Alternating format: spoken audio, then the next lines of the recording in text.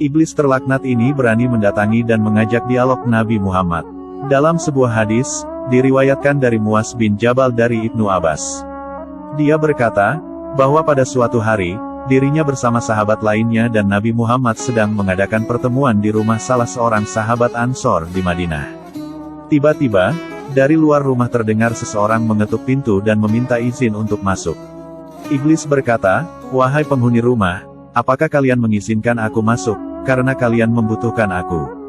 Nabi Muhammad SAW bertanya kepada para sahabat, "Apakah kalian tahu siapa yang berseru itu?"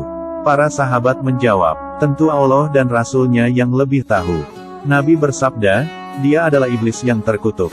Semoga Allah senantiasa melaknatnya." Kemudian, sahabat Umar bin Khattab berkata, "Wahai Nabi Muhammad, apakah engkau mengizinkan aku membunuhnya?" Nabi menjawab, "Bersabarlah wahai Umar, apakah engkau tidak tahu bahwa dia termasuk yang tertunda kematiannya sampai waktu yang ditentukan, hari kiamat?"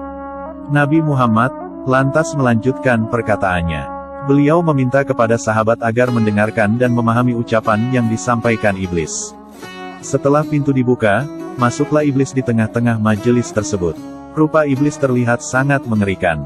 Dia adalah sosok tua dengan mata buta sebelah serta memiliki janggut sebanyak 7 helai dan menyerupai rambut kuda. Kedua kelopak matanya terbelah dan memanjang ke atas.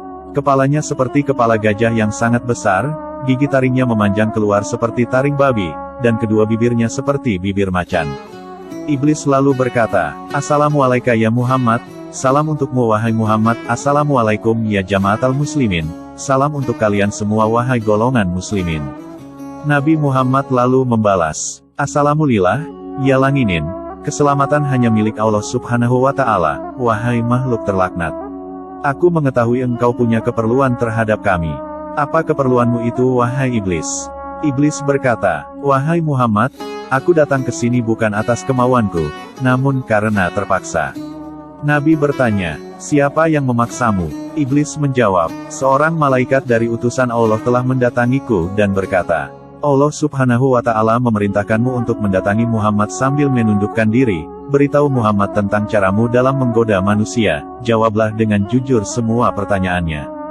Demi kebesaran Allah, andai kau berdusta satu kali saja, maka Allah akan jadikan dirimu debu yang ditiup angin.'" Iblis melanjutkan perkataannya, "Oleh karena itu, aku sekarang mendatangimu Muhammad. Tanyalah apa yang hendak kau tanyakan. Jika aku berdusta, aku akan dicaci oleh setiap musuhku. Tidak ada sesuatu pun yang paling besar menimpaku daripada cacian musuh." Nabi Muhammad lalu bertanya kepada iblis, "Kalau kau benar jujur, siapakah manusia yang paling kau benci?" Iblis segera menjawab, "Yaitu kamu. Kamu dan orang sepertimu adalah makhluk Allah yang paling aku benci." Nabi bertanya lagi, "Siapa selanjutnya?" Iblis menjawab, "Pemuda yang bertakwa yang memberikan dirinya mengabdi kepada Allah subhanahu wa ta'ala." Percakapan Nabi dan Iblis lalu berlanjut lagi. "Lalu siapa lagi?" "Orang alim dan waro." "Lalu siapa lagi?" "Orang yang selalu bersuci." "Siapa lagi?" "Seorang fakir yang sabar dan tak pernah mengeluhkan kesulitannya kepada orang lain." "Apa tanda kesabarannya, wahai Muhammad?" "Jika ia tidak mengeluhkan kesulitannya kepada orang lain selama 3 hari, Allah akan memberi pahala orang-orang yang sabar." "Selanjutnya apa?" "Orang kaya yang bersyukur." "Apa tanda kesyukurannya?" "Ia mengambil kekayaannya dari tempatnya, dan mengeluarkannya juga dari tempatnya." "Orang seperti apa Abu Bakar menurutmu?" "Ia tidak pernah menurutiku di masa jahiliyah, apalagi dalam Islam." Umar bin Khattab, "Demi Allah setiap berjumpa dengannya aku pasti kabur." Utsman bin Affan, "Aku malu kepada orang yang malaikat pun malu kepadanya." Ali bin Abi Thalib, "Aku berharap darinya agar kepalaku selamat, dan berharap ia melepaskanku dan aku melepaskannya, tetapi ia tak akan mau melakukan itu." Ali bin Abi Thalib selalu berzikir terhadap Allah subhanahu wa ta'ala. Kemudian, "Apa yang kau rasakan jika melihat seseorang dari umatku yang hendak sholat?" "Aku merasa panas dingin dan gemetar." "Kenapa?" "Sebab, setiap seorang hamba bersujud 1 kali kepada Allah, Allah mengangkatnya 1 derajat. Jika seorang umatku berpuasa, tubuhku terasa terikat hingga ia berbuka. Jika ia berhaji, aku seperti orang gila. Jika ia membaca Al-Quran, aku merasa meleleh laksana timah di atas api. Jika ia bersedekah, itu sama saja orang tersebut membelah tubuhku dengan gergaji." Mengapa bisa begitu? Sebab dalam sedekah ada 4 keuntungan baginya. Yaitu keberkahan dalam hartanya, hidupnya disukai, sedekah itu kelak akan menjadi hijab antara dirinya dengan api neraka dan segala macam musibah akan terhalau dari dirinya. Apa yang dapat mematahkan pinggangmu? Suara kuda perang di jalan Allah. Apa yang dapat melelehkan tubuhmu? Taubat orang yang bertaubat. Apa yang dapat membakar hatimu? Istighfar di waktu siang dan malam. Apa yang dapat mencoreng wajahmu? Sedekah yang diam-diam. Apa yang dapat menusuk matamu? Salat fajar. Apa yang dapat memukul kepalamu? Salat berjamaah. Apa yang paling mengganggumu? Majelis para ulama. Bagaimana cara makanmu? Dengan tangan kiri dan jariku.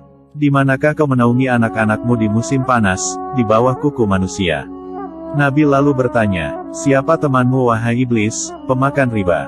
Siapa sahabatmu, pesina? Siapa teman tidurmu, pemabuk? Siapa tamumu, pencuri? Siapa utusanmu, tukang sihir? Apa yang membuatmu gembira, bersumpah dengan cerai? Siapa kekasihmu, orang yang meninggalkan salat Jumat? Siapa manusia yang paling membahagiakanmu, orang yang meninggalkan sholatnya dengan sengaja? Nah, itulah kisah dialog antara Nabi Muhammad dan iblis.